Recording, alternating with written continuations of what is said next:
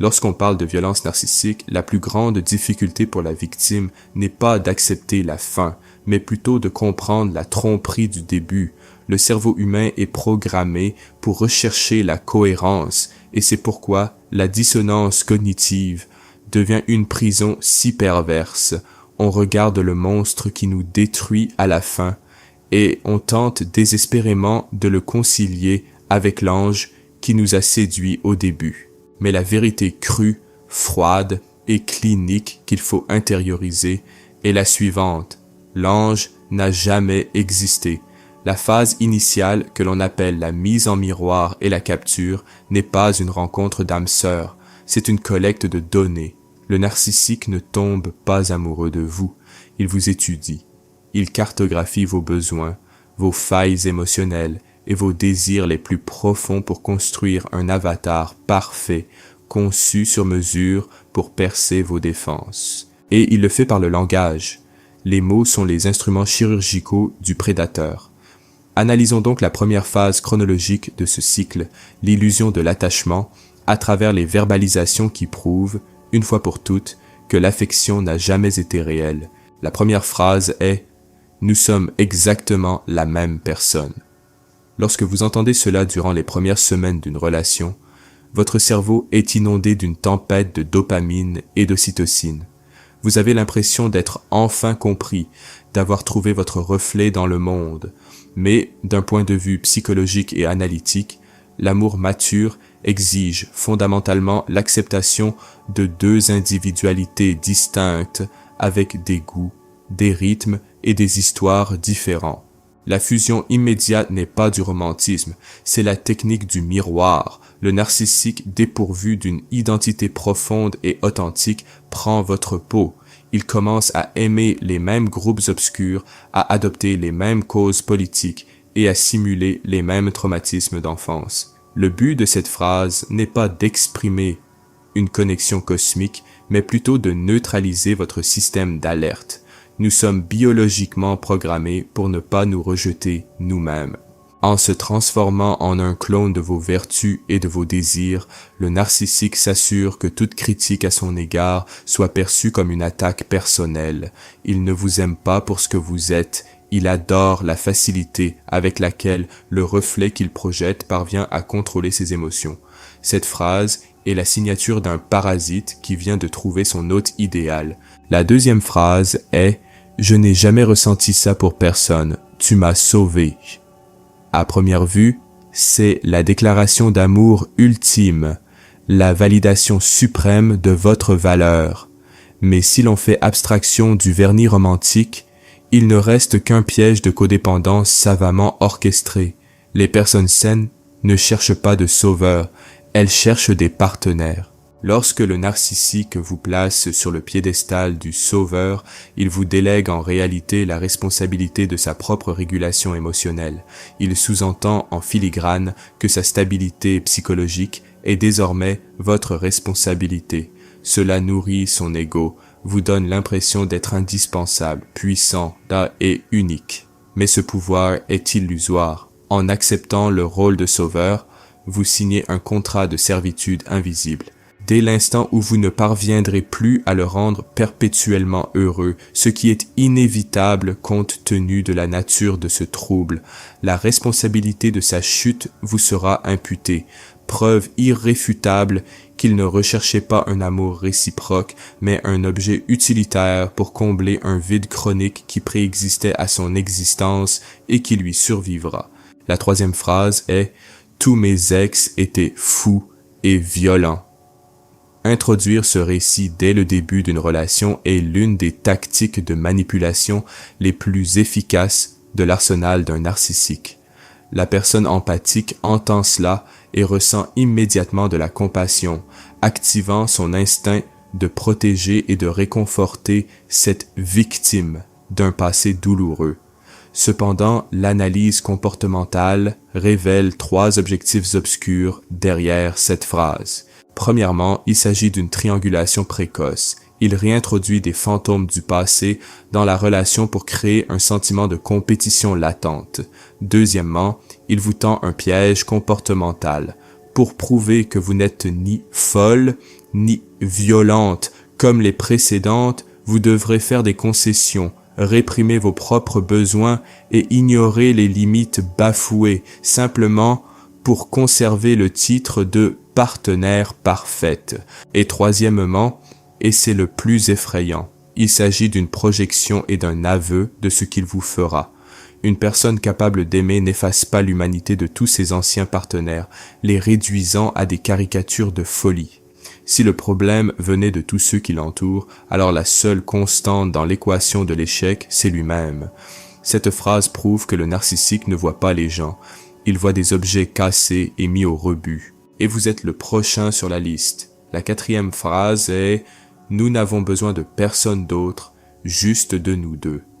La culture populaire et la littérature ont idéalisé l'idée d'isolement en couple, le nous contre le monde. Mais en réalité, l'amour sain élargit votre horizon, enrichissant votre vie sociale, familiale et professionnelle. Le prédateur, en revanche, a besoin de restreindre votre écosystème. Lorsqu'il prononce cette phrase sous couvert d'exclusivité et de passion dévorante, il initie un processus de mise en quarantaine. Pour que les abus futurs se produisent sans interruption, il doit vous couper de tout lien avec la réalité. Il a besoin d'éloigner vos amis, votre famille, toute personne extérieure à cette bulle qui a la lucidité nécessaire pour vous signaler les signaux d'alarme que vous, sous l'emprise de l'abus, ne voyez pas. En vous convainquant que le monde extérieur menace la pureté de votre relation, il érige les murs de sa prison. Lorsque la phase de dévalorisation commencera et que les masques tomberont, vous vous retrouverez seul car, manipulé par cette fausse exclusivité, vous aurez vous-même coupé les ponts. Cette phrase n'est pas de l'amour, c'est une stratégie de contrôle territorial. La cinquième phrase est « Je ne sais pas ce que je ferais de ma vie sans toi ». C'est l'apogée de la phase de manipulation. Le narcissique vous a déjà pris pour son reflet, vous a désigné comme son sauveur, vous a mis en garde contre sa folie passée et vous a isolé sur l'île qu'il domine. À présent, il scelle la porte de sa captivité avec le plus vieux chantage affectif de l'humanité. Ce n'est pas une déclaration d'amour poétique, c'est une menace voilée, une lame pointée sur votre sens moral. Le narcissique lie sa propre survie existentielle à votre présence continue. Le poids de ces mots est accablant. Il prépare le terrain pour la phase de maltraitance, car lorsque les insultes, le silence punitif et la dévalorisation commenceront, vous tenterez de partir. Mais l'écho de cette phrase résonnera dans votre esprit. Votre sens de l'empathie, votre compassion, deviendront les barreaux mêmes de votre prison. Vous resterez non par amour, mais parce que vous avez été conditionné à croire que votre départ entraînerait l'anéantissement d'un être humain. L'amour véritable libère. Il permet de choisir librement chaque jour. La dépendance orchestrée par le narcissique paralyse. Il ne l'aimait pas. Il se contentait d'installer les verrous de sécurité d'une machine dont il comptait tirer profit jusqu'à épuisement. Nous entrons maintenant dans la deuxième et la plus sombre phase du cycle de la violence, la phase de déconstruction de la réalité, cliniquement appelée dévalorisation. Si la première phase était l'anesthésie, celle-ci est l'opération à vif. Une fois que le narcissique réalise votre vulnérabilité, votre isolement, votre fascination et votre dépendance, le masque de la perfection commence à vous accabler. Maintenir l'illusion du partenaire idéal exige une dépense d'énergie psychique que la personnalité narcissique ne peut supporter à long terme, faute d'empathie véritable pour alimenter ce mécanisme. De plus, la gratification narcissique positive, votre adoration, vos éloges, votre dévotion perdent son efficacité. Le prédateur a désormais besoin d'une drogue plus puissante, la gratification narcissique négative. Il a besoin de tester les limites de son pouvoir à travers votre souffrance, votre confusion et votre soumission. C'est alors que l'amour se révèle être la supercherie qu'il a toujours été et que la relation se transforme en un camp de prisonniers où votre santé mentale est méthodiquement mise à rude épreuve. Examinons les paroles qui témoignent de l'érosion délibérée de votre esprit et prouvent l'absence totale d'affection. La 6e phrase est « Tu es trop sensible, tu en fais toute une histoire pour rien ». C'est l'introduction à la manipulation émotionnelle, l'art pervers de la dévalorisation. Dans une relation amoureuse saine et réciproque, lorsqu'un partenaire exprime sa douleur, l'autre l'accueille, même s'il n'en comprend pas immédiatement l'ampleur. L'amour a besoin d'être validé. Le narcissique, en revanche, fonctionne selon une logique prédatrice. Il vous manque de respect et au lieu de s'excuser, critique le ton de votre voix lorsque vous criez de douleur. L'objectif clinique de cette phrase est de pathologiser votre réaction naturelle à ces abus. En catégorisant votre tristesse, votre frustration ou votre colère comme une sensibilité excessive ou une mise en scène, il dérègle votre équilibre émotionnel. Vous commencez à vous demander si vos sentiments sont légitimes. Avec le temps, cette répétition systématique crée un court-circuit dans votre système nerveux.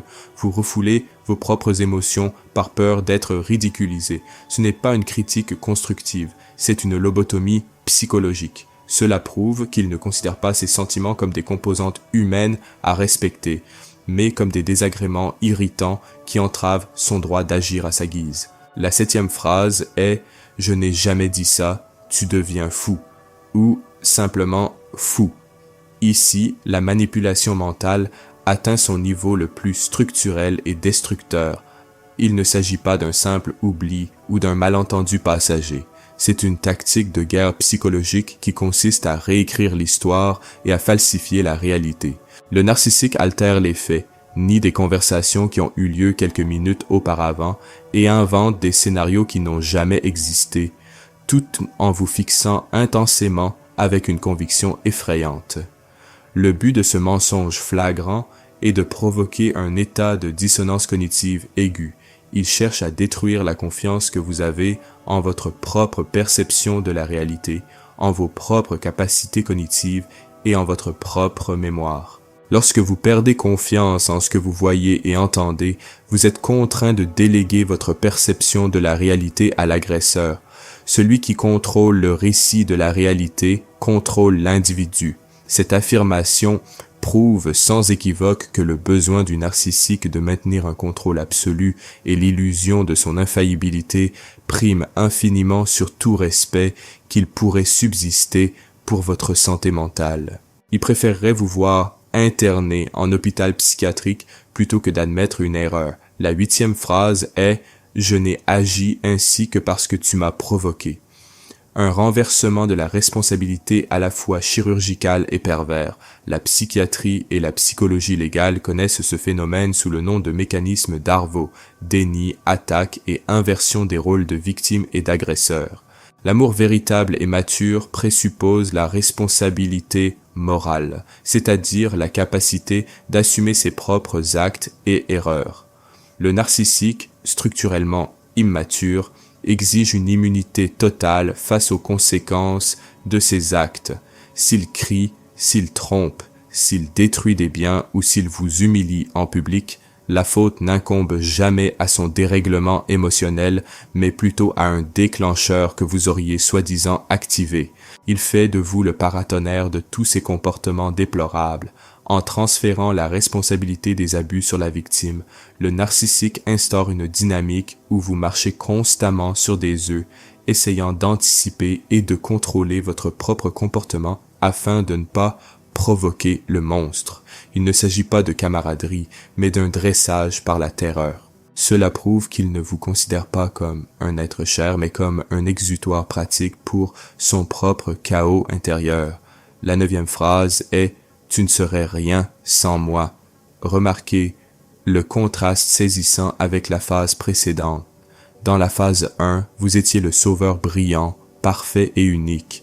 Maintenant, dans la phase 2, vous êtes réduit à néant. Le but de ces paroles est de vous priver de votre indépendance et de détruire systématiquement l'image que vous avez de vous-même. Le narcissique agit comme un parasite qui tente de convaincre l'arbre qu'il mourrait sans le lierre qui l'étouffe. Il s'attaque à vos réussites intellectuelles, minimise votre succès professionnel, ridiculise votre apparence et détruit votre estime de soi goutte à goutte. Le véritable amour construit les fondations permettant à l'être aimé de s'épanouir. Le narcissique vous brise les os pour vous empêcher même de ramper jusqu'à la porte. En vous inculquant la croyance que vous êtes un être incompétent et inutile, incapable de survivre dans le monde réel sans son leadership ou sa bienveillance, il crée une dépendance artificielle. Cette phrase est totalement dénuée d'affection. Il s'agit de la déclaration de propriété d'un geôlier qui a besoin de garder les jambes du prisonnier cassées pour qu'il ne tente pas de s'évader. La 10e phrase est « Sois reconnaissant, car personne d'autre ne te supporterait à part moi ». C'est le coup de grâce de la phase de dévalorisation, le chef-d'œuvre de la manipulation narcissique. C'est l'ingénierie froide et calculée du syndrome de Stockholm. Après avoir invalidé vos émotions, falsifié vos souvenirs, vous avoir rendu responsable de ces abus et détruit votre estime de soi, le narcissique se positionne désormais comme votre seul refuge, le martyr qui tolère le fardeau de votre existence. Il dépeint un monde extérieur hostile et vous convainc que vous êtes une personne si brisée, difficile et indésirable que n'importe qui d'autre s'enfuirait. Puis, il déforme les abus eux-mêmes, les présentant comme un acte de charité. L'impact neurologique et psychologique est dévastateur. La victime commence à éprouver une gratitude morbide envers son agresseur. La peur de l'abandon, de l'isolement total et de mourir seul l'emporte sur l'instinct primitif de survie et de fuite. Vous restez et vous vous contentez des miettes d'attention, tout en étant dévoré vivant. Cette phrase prouve, une fois pour toutes et sans l'ombre d'un doute, que le narcissique ne vous aimait pas. Il brisait votre âme en morceaux suffisamment petits pour tenir dans la boîte qu'il avait choisie pour vous enfermer. Lorsque votre vitalité psychique et émotionnelle est épuisée, ou lorsque le narcissique trouve une nouvelle source d'approvisionnement, plus malléable et exigeante, le cycle atteint son paroxysme cruel. L'illusion s'effondre brutalement. C'est à ce stade que la victime subit le choc le plus violent de la dissonance cognitive. Le partenaire qui vous promettait monts et merveilles vous regarde désormais avec la froideur et le dédain de quelqu'un qui jette un appareil électroménager hors d'usage. De son côté, point de deuil, point de transition progressive, point de compassion pour le traumatisme infligé. Seule une rupture brutale et mortelle s'installe. Les dernières paroles de ce cycle ne laissent aucun doute. Elles constituent la preuve matérielle et irréfutable que l'affection n'a jamais été réelle. La 11e phrase est « Je ne t'ai jamais promis d'avenir » ou des variantes comme meute comme « Tu as tout mal compris, on vivait juste au jour le jour ». C'est de l'amnésie utilitariste dans sa forme la plus cynique. Vous vous souvenez de la première phase, les voyages prévus, les prénoms des enfants que vous auriez eus, la maison que vous alliez acheter. En psychologie, on appelle ça la simulation du futur. Le narcissique a hypothéqué un avenir qu'il n'avait aucune intention de vivre juste pour s'assurer votre loyauté au présent. En prononçant cette 11e phrase au moment de la rupture, il ne souffre pas d'un trou de mémoire. Il annule simplement un contrat frauduleux car il a déjà obtenu ce qu'il voulait. Le contraste saisissant entre les vœux d'amour éternel du passé et la froideur robotique du présent prouve que les promesses n'étaient pas l'expression de sentiments authentiques, mais plutôt des tactiques de négociation momentanées pour obtenir des avantages. Vous avez été séduit par un mirage, et l'architecte de cette illusion vous reproche maintenant d'y avoir cru. La 12e phrase est « Passe à autre chose vite, arrête de vivre dans le passé ». Quelques jours ou semaines après la rupture d'une relation qui a détruit votre psychisme, vous êtes encore à vif, tentant de respirer au milieu des décombres, et l'agresseur prononce cette perle d'indifférence sociopathique. L'amour véritable laisse des cicatrices. La fin d'un lien profond exige une période de deuil, de recueillement et de respect pour l'histoire partagée. Mais le cerveau narcissique souffre d'un déficit aigu de ce que la psychanalyse appelle la permanence de l'objet émotionnel. Pour lui, dès que vous cessez de remplir la fonction première de nourrir son ego, vous cessez d'exister en tant qu'entité pertinente. Votre douleur, vos larmes et votre chagrin ne suscitent pas de remords, ils ne suscitent que de l'irritation. Pour le prédateur, votre souffrance n'est qu'un bruit de fond parasite qu'il ne veut plus écouter. Cette phrase prouve la faillite empathique absolue de cet individu. Il ne vous aimait pas, et la rapidité avec laquelle il exige que vous passiez à la destruction qu'il a lui-même causée est une parfaite mesure de la superficialité avec laquelle il vous a toujours traité. La 13e phrase est « Je suis déjà avec quelqu'un d'autre et je suis beaucoup plus heureux maintenant ». L'objectification et la triangulation finale. Généralement, cette nouvelle personne n'est pas une surprise. Elle était déjà cultivée en secret pendant que vous tentiez encore de sauver la relation durant la phase de dévalorisation. Le but de cette révélation brutale n'est pas seulement de vous informer, mais de vous infliger un maximum de douleur et de jalousie, de vous épuiser jusqu'à la dernière goutte d'énergie négative avant de vous claquer la porte au nez. La nouvelle victime est utilisée comme un trophée pour prouver que le problème venait toujours de vous. Tu vois comme je peux rendre quelqu'un d'autre heureux, c'était toi le maillon faible. Pourtant, l'analyse comportementale nous dit le contraire. Vous n'avez pas perdu l'amour de votre vie, vous avez simplement quitté une place. Le narcissique prouve, en vous remplaçant en un temps record et sans le moindre signe de chagrin, que vous étiez parfaitement interchangeable. Son affection n'était pas dirigée vers votre essence, mais vers la fonction que vous remplissiez. Dès qu'il a trouvé une batterie neuve et complètement chargée, l'ancienne a été éjectée du système. La 14e phrase est « On peut rester amis ».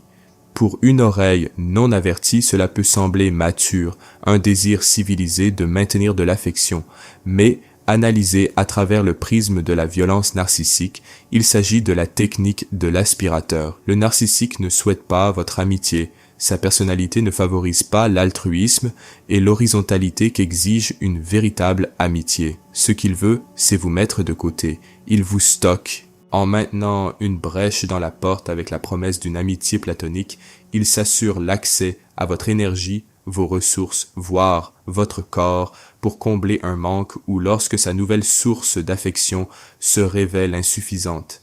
C'est la garantie qu'il continuera à contrôler votre esprit à distance, vous empêchant d'avancer. Proposer une amitié après vous avoir brisé le cœur est comparable à un prédateur marquant sa proie dans la forêt pour pouvoir revenir la dévorer plus tard. C'est une insulte déguisée en diplomatie. La 15e et dernière phrase est « C'est toi qui as détruit notre relation.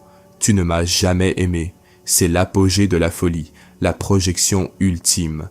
Le narcissique met fin au cycle de violence en projetant sur vous son incapacité à aimer et sa responsabilité exacte dans la destruction du lien. C'est le meurtre parfait. Il achève la relation, vous met l'arme du crime entre les mains pendant que vous souffrez, puis appelle la police pour le dénoncer, en réécrivant la fin de l'histoire, en se plaçant perpétuellement dans le rôle de victime d'un partenaire ingrat et indigne, il préserve son ego de la douleur de l'échec. Il s'absout mentalement de toute culpabilité, laissant la scène impeccable, prêt à entamer la première phase, celle du mimétisme et de la manipulation, avec la prochaine victime qui croisera son chemin. Voici l'anatomie complète de la manipulation.